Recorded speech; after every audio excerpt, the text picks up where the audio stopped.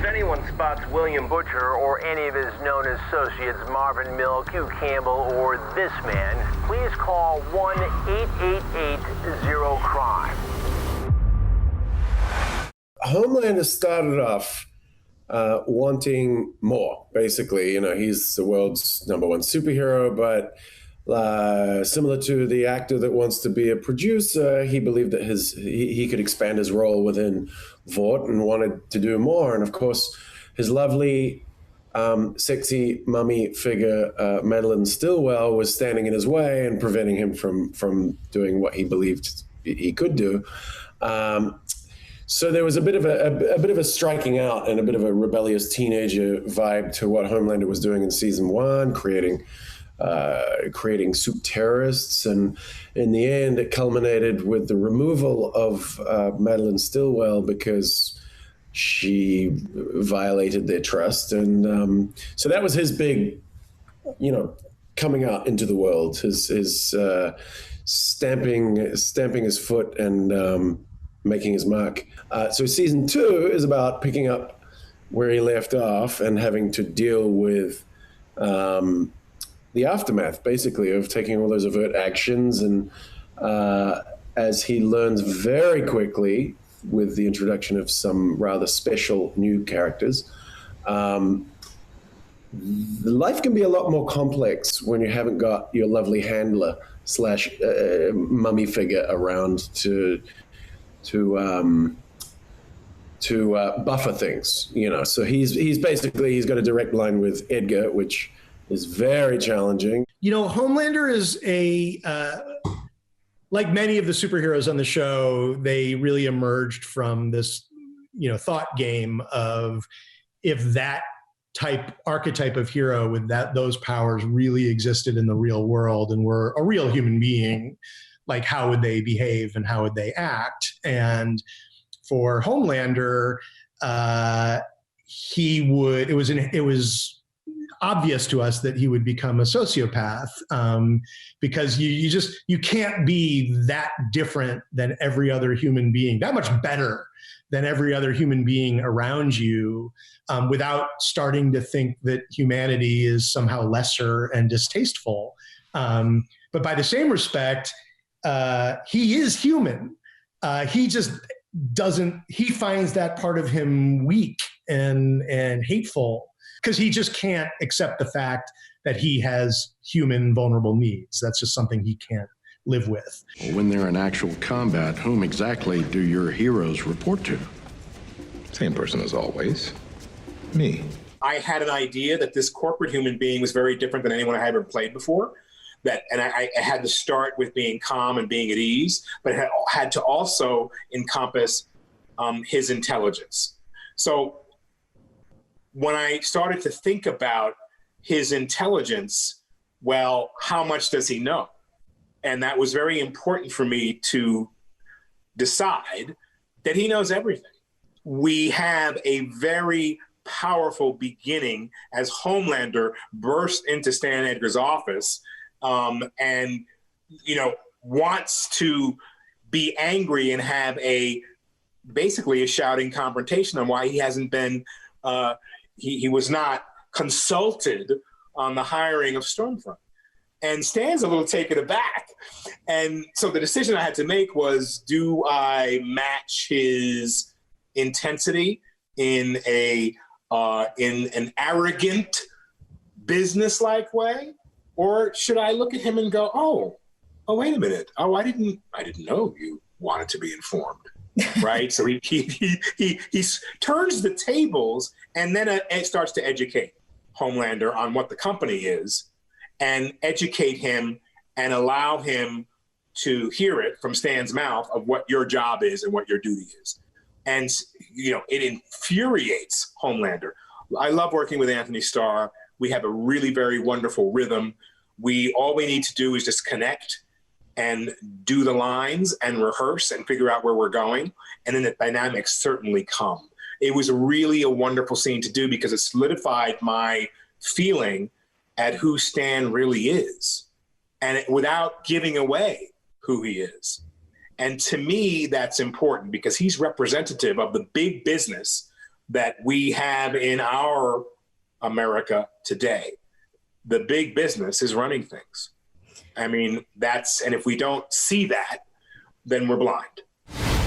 We are famous now. Don't you worry.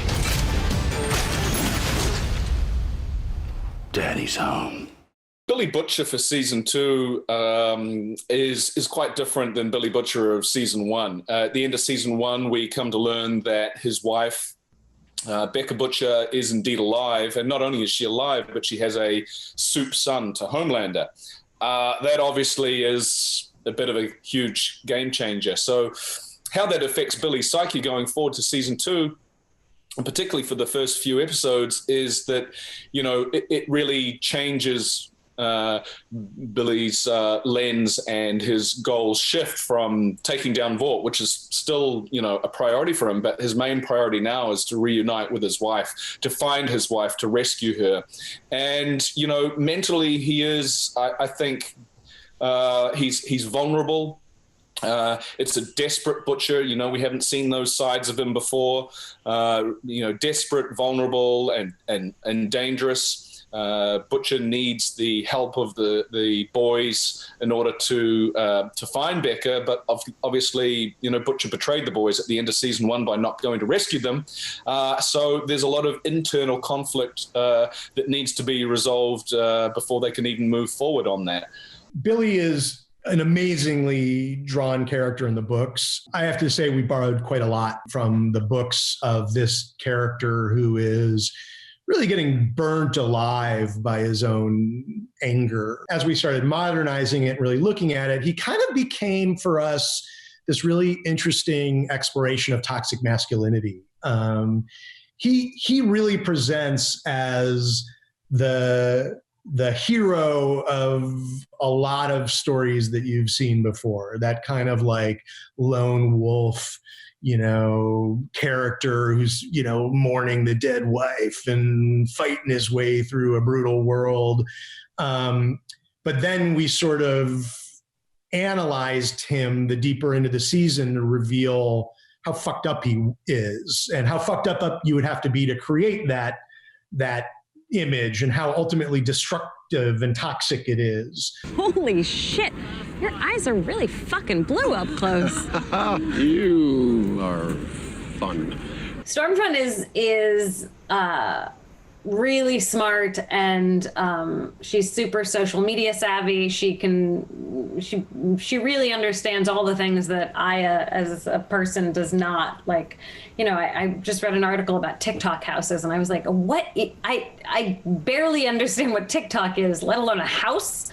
She's very savvy about all that, and able to sort of both use and manipulate those people for her own stardom and her own agenda. She's definitely not what she seems, and she definitely has a dark side that rivals Homelander's. I think she's probably even scarier simply because she has a big agenda where his agenda sort of surrounds himself. From Homelander's perspective, Stormfront is the thorn in the paw, man. She's just the unavoidable little pain that he doesn't know how to get rid of, and especially because she's supported by the corporation. That's the problem with her, is she can't just be removed. Have to actually deal with corporate when it comes to her, because there's a lot at play when it comes to that character. So she is she's an obstacle and a challenge that throughout season 2 Homelander will have to and shall overcome. Stormfront, she was a character from the books, was a male in the books. We gender flipped her for a couple reasons. One is, again, we were playing this game of making sure that every character faces their worst nightmare this season. And for Homelander, that would be a woman who wasn't afraid of him and was stealing his spotlight. That's the worst single thing that could happen to that guy. And so she comes in and she immediately knocks him on his ass. And that's part of it. And then another part of it is, without giving away too much, she's not who she appears to be. And she has some pretty hateful ideas. And that character did in the comics as well. But I would say what's different about today is a lot of people who have really hateful notions really wrap themselves in a pretty attractive social media package. You know, they come off as like disruptors who just want to be free thinkers, but then you ask them what their free thoughts are, and it's the same hateful shit that people have been talking about for thousands of years. And so we wanted to reflect that.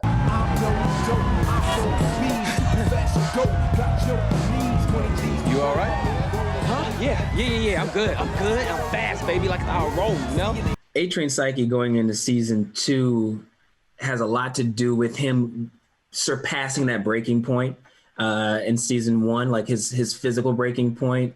It's a lot for him to kind of work through mentally, and he's like a finger pointer. You know what I mean? Is there anyone else to blame but me? Is kind of like where his mindset has always been and still is. To be honest with you, he's very dependent on his physical abilities to maintain his life, his status. And anything that comes in the way of that, we've seen in season 1, the lengths that he'll go to maintain his status. So going into season 2, it's, you know, he just wants to get back to where he fell from. A-Train came from, again, playing the exercise of what if they were really, that hero with that power was real. And really where we landed quickly was like, well, you would be like a professional athlete. You're a performance-based hero. Like Superman gets to be Superman his whole life. A-Train, you know, or the Flash, they're only that as long as they're the fastest man. Once they're second or third, then fuck it, open a car dealership, you're out. So the idea that there were other speedsters that are gunning for his position made him a really stressful professional athlete, which is why he was, you know, shooting up some extra V on the side. So we landed on the Lance Armstrong story for him. Easy on the religious persecution, okay, new girl? Starlight. Maybe one day you can welcome me back into the 7.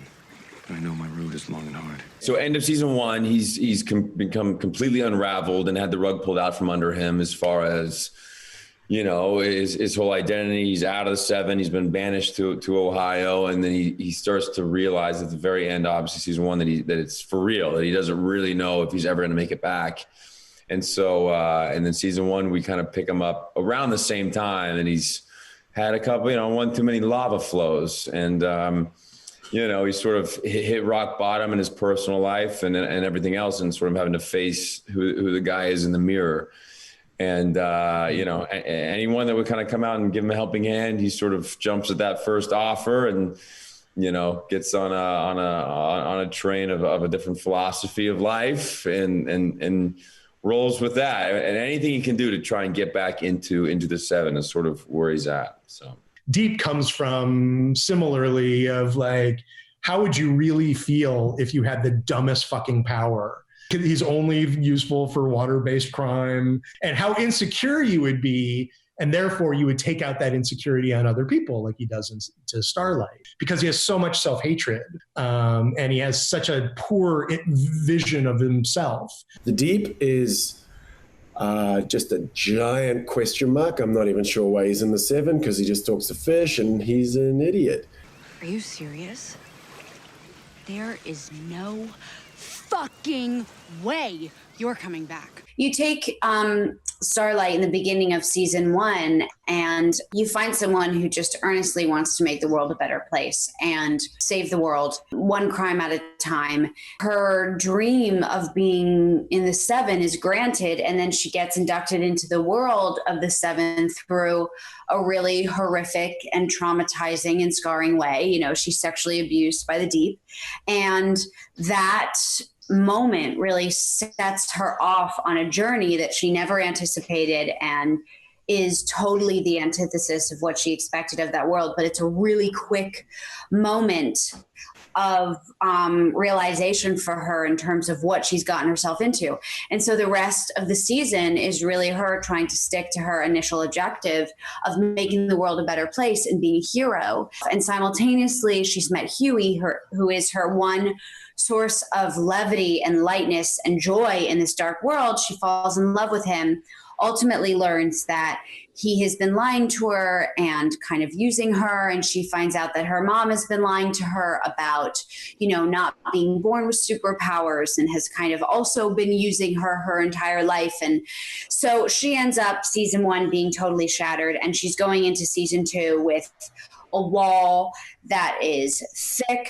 She is not letting anyone in, but she still wants to make the world a better place. So that requires her to do so in a totally different manner of season 1. And she becomes sort of an undercover officer working at Vought and playing the game and putting on a facade and having to put aside her heartbreak and residual feelings for Hughie to work with him to continue on track for her mission. Starlight was also a really well-designed character from the books, so we didn't have to do too much. But we mostly just muscled up her story. I think in the book she's a supporting character, and we really wanted her to be one of the leads because, frankly, for the simple reason of just truly likable characters in this world are really thin on the ground. I mean, there's Hughie and Starlight.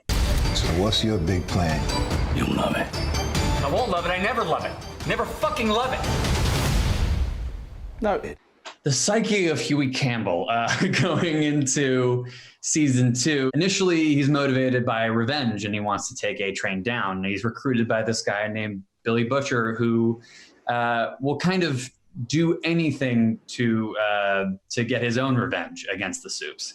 Along the way, he meets Annie, aka Starlight, and they form this bond that lets him know, okay, not all superheroes are bad people. Some of them are actually very good, very altruistic people, and he starts to genuinely fall for her. But Butcher is kind of manipulating Hughie to use her in terms of getting more information on the Seven. And then eventually, Hughie just has to come clean and say that he's been lying to her and basically using her for the entirety of the first season, and it does not go well. And by the end of season 1, Butcher essentially completely abandons the boys. Hughie feels immensely betrayed, but he's able to rescue the rest of the team from the clutches of a Vought prison. And him and Starlight have left on uneasy terms. She lets him go. She doesn't arrest him, but they're not going to be romantically involved, at least for a good while. The thing that I'm really interested in is this idea that it's very, very easy to be cynical and to write cynical and to write like cool. But it's really, really hard to write earnest and hopeful. And people always come off as idiots or naive. And I think that's sad. And so I wanted to try to create like a genuinely optimistic, hopeful character who doesn't lose that part of her.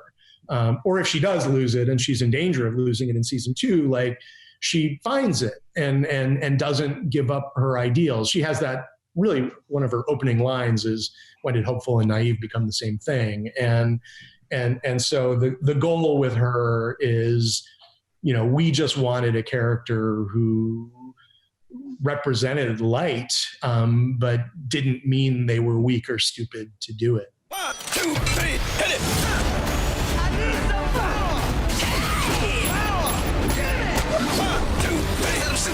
We see Kimiko building trust with certain members of the boys. Well, actually, everyone except for Billy Butcher. Frenchie, led by Frenchie, Hughie and Mother's Milk, they both come and rescue me. It's a very heroic moment for Mother's Milk carrying me out of there, and Hughie busting his retainers out in order to save me. So there's a lot of trust, and there's a bond that's created. Beginning season 2, we see Kimiko trying to communicate with the boys, and that comes from like a place of wanting to assimilate, wanting to truly become a part of a group and to really become a family. And so throughout the season, you see her evolve in terms of her communication, and we see her become more and more humanized. I think Kimiko, her root, her her purpose usually is coming from a need to survive. It's about survival. And we see a sneak peek of it at the end of season 1, where she is looking at herself in the mirror and she's painting her nails, and she starts to realize that being this feral creature, that isn't really for her. That's not a life that she chose. It was given to her in a very traumatic way. And she wants to become this woman, and she wants to pave her own path. We're in. Of course we're in. We blow it up in that air. I think that in the first season we find a lost Frenchie making any mistake possible with one great mistake, which is finding Kimiko and releasing her to the world, and then finding out that he has to deal with himself because she's kind of a mirror to him and his world that he's been running away from. They're both really, really traumatized and really lost souls. He brings her into the family that is being ripped apart with the end of the season, with their father, Butcher, leaving them alone, and they're kind of lost, hiding with Frenchie's friends, just trying to survive from the corrupt soups. And definitely season 2 opens up so many Pandora boxes for both Frenchie and Kimiko simultaneously, but in the same time, but with different directions. So many twists and turns with this two this season. I think what's beautiful about the relationship is that it's not completely romantic. It's pretty open-ended at this point. Season 2 has a couple different things along the way, which I will not reveal, but Kimiko and Frenchie, they share a similar history of trauma, of regretting certain aspects of their life, life not happening the way that they wanted it to. And that's sort of what draws them to one another. And Kimiko has so much to learn from Frenchie, because even though they have this shared history, he has not become a hardened shell like she has. She sees that how Frenchie's living his own life is a way that she can also live life. It's a choice. And up till now, I think other people have forced her into living life a certain way, and meeting him has opened her eyes up to the possibilities of what could be. Dread, wicked eyes on the lead. Tears don't stop the fire. It's killing time. You know, in terms of deciding like what to keep from the books and what not to, it's a really stressful process. It's like the most nerve-wracking game of Jenga ever, because you might be the guy who ruins the thing you love for the world. That's like a really shitty position to be in. So, you know, I try to attack it with equal parts reverence and irreverence, I would say, because look, it's ultimately a different medium, and it's a serialized streaming show versus what is a fairly episodic book. So if you tried to translate one-to-one, it would really suck. It's about finding the things and the elements in the books that I just really spark to and respond to and love, and try to almost remix them into where they might fit in my version of the story. And, you know, and I hear all the time from people who say like, hey, screw you, man, the books are better. And my response is like, yo, I love the books too. Like, they're awesome. Read the books. Like, I read the books. I love the books. I'm like, this thing is not the books. This is a different thing that is my version of being inspired by the books. So it's a totally different animal. So just take it on its own terms as its own thing. We just need to keep our shit together a little bit longer. We have a lot of fun. Like, we laugh a lot and we play practical jokes on each other. And I think that there's sort of, in the doing of that, we find it's relaxing, but there's also this kind of mercurial, mischievous sort of ethos that comes forward. And, I think that really helps. You always want to try and stay in that like playful sort of spontaneous mode. So I do try and like, I'm shooting the shit with people on set, turning the music up in my trailer and just trying to, not be too still and all of a sudden you gotta be on. So I do try and I try to have fun, and this is probably the most fun I've ever had on really any set. And I try and, keep in that zone. I mean, I had sushi the other night. I felt really bad. I did, but that's the extent of my interaction with marine life these days is sushi at home. Jeez, what a dark twist. Yeah, exactly. Something that always helps me in any project I do is music.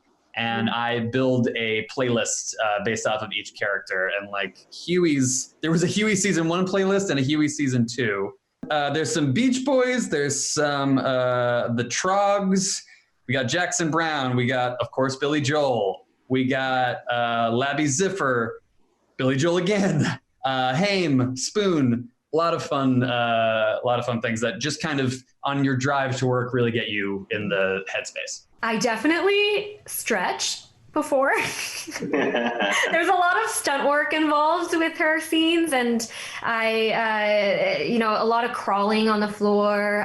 So I stretch before, and then I make sure that I do not laugh at any of Frenchie's jokes. First season, we all of us got chairs from Carl. Then Les bought himself this cow, mother's milk, and put it on the chair. So let's just say he was wondering where this beautiful cow was the entire first season. What I do on set to kind of get into my character is very similar to what Carl answered. We have a tremendous amount of fun. We play jokes on each other constantly. It's just the show. Just, you find yourself being in situations that, you've never been in before and you never expect to be in on any show. I remember Laz and I were on set with Jack Quaid, and we're shooting a scene where Jack is meeting my dog, Tara. And Tara has the propensity to hump anything and everything in sight. And they actually cast this dog who could perform the said task at hand. And so Jack's sort of on set and he's bonding with the animal. And Laz and I were on set a little bit before Jack. And so we're a little bit more up with the play. So Jack comes on set and he sees this stuffed pig that is the dog. And so he picks it up and he's like going, hey, Bentley, come here. He's playing with him. And he's, playing with the pig and snuggling it up. And the trainer comes up to Jack and he goes, that's Bentley's hump pig. And Jack's immediately like, oh. And it's just like, and just the look on his face is, but it got even more hilarious from that because within the scene, Jack was given the job to give the dog the command to hump, and the dog had performance anxiety and was not in a humping mood. And so Jack is on set going, and the key word was boner. And so Jack's on set with this toy going, boner, boner, boner, boner. And I hope one day that the footage of that gets out. It was also the commitment that Jack had because Jack was trying to figure out what was going to get the dog to hump the pig. So he was trying different voices. So he would be like, boner, boner, boner. Yeah. Boner, boner, boner. Like, boner. Talk about a ringtone. That would have been a hell of a ringtone. Yeah. We've got to get onto Kripke to release that footage after. It's got to make the blooper reel for sure. That alone would be a blooper reel.